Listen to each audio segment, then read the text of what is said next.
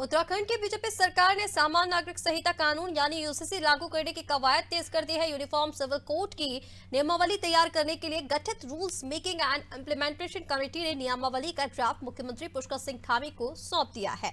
प्रदेश में अब जल्द ही यूसीसी लागू होगी। यूसीसी में क्या है प्रावधान, देखिए ये रिपोर्ट। सभी धर्म आयों में तलाक और गुजारा भत्ता एक ही कानून।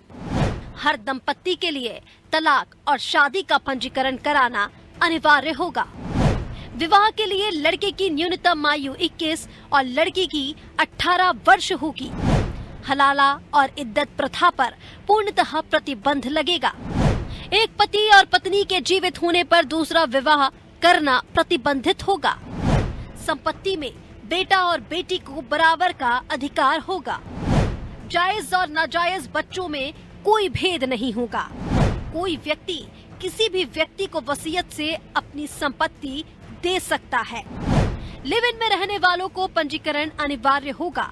लिव इन में पैदा होने वाले बच्चों को जायज संतान माना जाएगा। यूसीसी नियमावली का ड्राफ्ट मिलने के बाद उत्तराखंड सरकार अब नियमावली के ड्राफ्ट का न्याय और विधायी विभाग से परीक्षण कराएगी, जिसके बाद सरकार इसे लागू करने की दिशा में कदम बढ़ाएगी। वैसे मुख्यमंत्री पुष्कर सिंह धामी पहले ही इस बात पर जोर दे चुके हैं कि 9 नवंबर यानी राज्य स्थापना दिवस पर प्रदेश में यूसीसी लागू किया जा सकता है। मुख्यमंत्री पुष्कर सिंह धामी ने कहा कि एक अथक प्रयास करने के बाद यूसीसी की नियमावली तैयार हो गई है, लिहाजा जल्द ही इसे लेकर मंत्रिमंडल की बैठक की जाएगी और उत्तराखंड में यूसीसी को लागू करने के लिए समय तय किया जाएगा। यूसीसी लागू होने के बाद लोगों को दफ्तरों के चक्कर नहीं काटने पड़ेंगे। लोग यूसीसी के ऑनलाइन पोर्टल और ऐप के जरिए यूसीसी की सुविधाओं का लाभ उठा पाएंगे। देखिए, चूंकि हमने इसमें एक पोर्टल भी बनाया है, ऑनलाइन ऐप भी बनाए हैं और बहुत सारी व्यवस्थाएं जो आज हमको दफ्तरों में जाके करनी पड़ती हैं, चाहे वो विवाहों के रजिस्ट्रेशन हो या उत्तराधिकार के नियम हो, ऐसे कई चीजें लिव इन रिलेशनशिप के जो विषय हैं वो सारे के सारे आप घर बैठे ही जो है ये सुविधाएं सब प्राप्त होंगी और सबकी सुविधा के लिए बनाया है। दरअसल साल 2022 में हुए विधानसभा चुनाव के बाद दोबारा सत्ता पर काबिज हुए मुख्यमंत्री पुष्कर सिंह धामी ने प्रदेश में यूसीसी लागू करने की बात कही थी। ऐसे में यूसीसी का मसौदा तैयार करने के लिए सरकार ने रिटायर्ड जस्टिस रंजना देसाई की अध्यक्षता में कमेटी का गठन किया था। यूसीसी का ड्राफ्ट राज्य सरकार को मिलने के बाद मंत्रिमंडल से मंजूरी देने के साथ ही 6 फरवरी को विधानसभा सत्र के दौरान सदन के पटल पर रखा गया।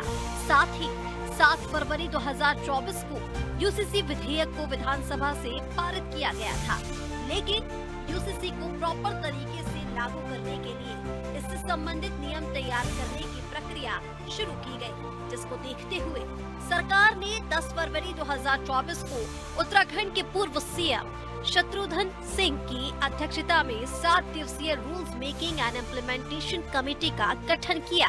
11 मार्च 2024 को राष्ट्रपति का अनुमोदन मिलने के बाद राज्य सरकार ने 12 मार्च 2024 को यूसीसी का गजट नोटिफिकेशन जारी कर दिया, जिसके बाद rules making and implementation committee ने नियम तैयार करने की कवायद में शुरुआत की और 18 अक्टूबर को अपनी अंतिम रिपोर्ट सीएम धामी को सौंप दी।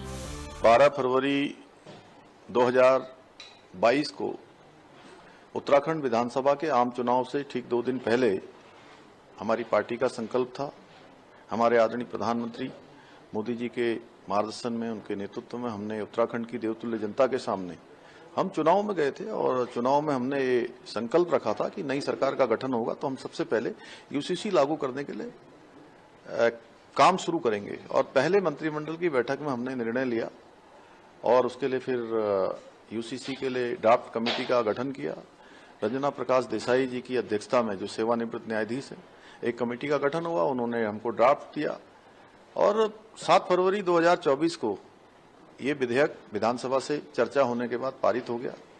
12 मार्च 2024 को महामहिम राष्ट्रपति जी का भी इसमें हमको अनुमोदन प्राप्त हो गया और राज्य में इसको लागू करने के लिए हमने कमेटी का गठन किया था, क्रियान्वयन कमेटी शत्रुघ्न सिंह जी जो हमारे वरिष्ठ आईएएस रिटायर्ड आईएएस उनकी अध्यक्षता में बनाई थी और उस कमेटी ने अपना काम किया, एक्ट बनाकर हमको दे दिया है और जल्दी ही हम इस एक्ट का अध्ययन करेंगे और कैबिनेट में चर्चा करेंगे। उसके बाद हमारा प्रयास होगा जल्दी से जल्दी ये लागू हो। उत्तराखंड यूसीसी लागू करने वाला पहला राज्य बनने जा रहा है। संभावना है कि उत्तराखंड के 9 नवंबर को स्थापना दिवस के दिन यूनिफॉर्म सिविल कोड प्रदेश में लागू कर दिया जाएगा, जिससे प्रदेश में कई नए बदलाव देखने को मिलेंगे। अनादि टीवी के लिए देहरादून से सोनू सिंह, ब्यूरो हेड की रिपोर्ट।